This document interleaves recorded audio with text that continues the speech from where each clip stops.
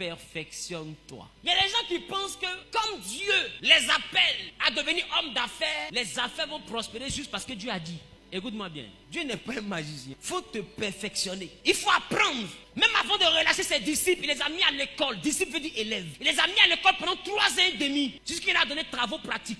Allez, guérissez. Ils ont guéri, qu'ils ont eu chacun fait le point. Il dit, bon, ça c'est bon. Ne soyez pas réjouis par rapport à ça. Soyez réjouis à cause de vos noms qui sont écrits dans le ciel. Ça veut dire que pendant qu'ils étaient en train de faire le devoir, c'était un devoir. Lui était assis en tant que professeur et puis il les regardait de loin. Il dit, pendant que vous étiez là-bas, j'ai vu Satan tomber comme un éclair. C'est pour dire qu'il ne les a pas lâchés, même quand ils étaient là-bas. Maintenant, après, quand lui il va partir au ciel, il dit, ne vous éloignez pas de Jérusalem pour que le Saint-Esprit vienne vous trouver. Ça veut dire quoi? C'est-à-dire que pendant qu'il les envoyait, c'était sous lui sa couverture, en tant que professeur. Donc rien ne pouvait arriver. Maintenant, quand lui, il leur donne un diplôme, il faut que le Saint-Esprit maintenant viennent les aider à devenir comme des professeurs. Et quand ils deviennent comme des professeurs, ils peuvent devenir des professeurs de nouveaux disciples. Ils peuvent maintenant faire des nations des disciples. On n'improvise pas la vie chrétienne. Dieu t'a appelé, on est d'accord, mais fais-toi former. Dieu t'a appelé, on est d'accord, mais fais-toi former. Dieu ne va pas lire la Bible pour toi. Dieu ne va pas ouvrir un lexique ou un dictionnaire biblique pour toi. Dieu ne va pas venir prendre le Saint-Esprit, mettre dans ta tête l'étymologie de chaque mot. C'est à toi de te cultiver. Est-ce que vous savez que Dieu, avant d'appeler Moïse, a formé Moïse? Moïse devait diriger le peuple dans le désert, c'est pas ça? Mais Moïse a eu 120 ans de vie, 4 fois 40 ans. De 3 mois jusqu'à 40 ans, Moïse était dans la maison de Pharaon. Dieu l'a formé dans la maison de Pharaon. Pourquoi?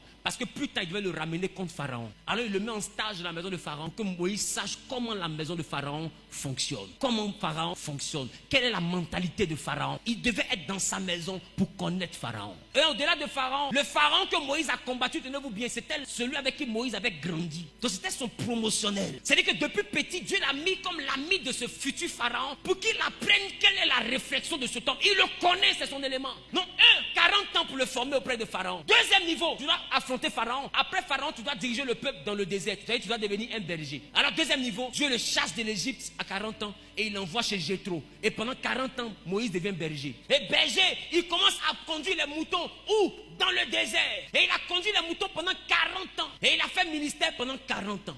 La profondeur de la formation de Moïse a été la même durée de son ministère. Prenez le temps de remarquer, les hommes de vous les voyez, ils souffrent longtemps. Et puis ils sortent. Et pour beaucoup qui n'ont pas, bon, c'est la grâce. Amen. Pour beaucoup, on constate qu'ils montent pas. Le ministère va à un certain niveau et puis des fois ils disparaissent. Boum. Tu as remarqué ça? D'autres meurent ou d'autres finissent leur saison. Mais le temps de la montée n'est jamais continuel. Il y a toujours une saison. C'est pourquoi remarquez, il y a 5 ans en arrière, il y a des visages qu'on ne voyait pas sur la place. Maintenant, Dieu les met à la place. Ils vont faire leur saison. Mais pour cette saison-là, de fait, Dieu les a formés pendant 20 ans. Dieu les a préparés à cette saison pendant 10 ans. Toi, tu veux être sur le feu des projecteurs sans que Dieu te prépare. Si il t'élève sans te préparer, il ne t'a pas béni, il t'a exposé. Dieu doit te briser, il doit t'apprendre la méchanceté des hommes. Sinon, tu vas faire confiance aux gens dans ta hauteur. Et au lieu d'être élevé, tu seras soulevé. C'est dans les épreuves qu'il t'envoie à être déçu des hommes. Il ne t'envoie pas être déçu des hommes pour que tu deviennes méchant, mais pour que tu deviennes intelligent, pour renouveler ton intelligence. C'est pourquoi ce que les gens te font aujourd'hui, oublie, retiens la leçon et puis oublie leur comportement. Parce que ces mêmes personnes n'auront pas honte d'aimer quand tu deviendras milliardaire. L'homme, il te critique, mais quand il réussit, il veut prendre crédit. Tu sais que moi, il t'a toujours aimé. À un moment donné, il ne sait pas ce qu'il m'a appris. Quand il devient quelqu'un, il ne savent jamais ce qu'il a appris. Dieu ne va pas te lever pour que tu te venges. Les frères de Joseph ont vendu Joseph, c'était leur travail. Joseph doit être reconnaissant pour la vente. Parce qu'on pouvait le vendre l'envoyer en Pakistan. Et ils ont eu le discernement. Ils ont vendu vers l'Égypte. Donc, c'est que c'était une vente prophétique. Qui me comprend un peu? Ça a envoyé Joseph à devenir le gouverneur qu'il est devenu. Alors Dieu va les ramener chez Joseph. Mais qu'est-ce que Joseph va faire? Il va les nourrir. Il va leur donner une ville qu'on appelle Goshen. Et ils vont devenir puissants. Ils vont être heureux. Mais heureux par qui? Par Joseph. Dieu ne va pas te bénir pour que tu te venges de tes bourreaux. Il va te bénir pour que tu les nourrisses. Parce que j'ai envie de te dire, la victoire d'un enfant de Dieu, ce n'est pas la mort de son ennemi. La victoire d'un enfant de Dieu, c'est l'assujettissement de son ennemi. C'est-à-dire, il te met là, et puis eux, ils sont là. Et puis maintenant, c'est ta main qui les nourrit. Il n'y a pas une honte qui dépasse ça. S'il était mort, c'était mieux.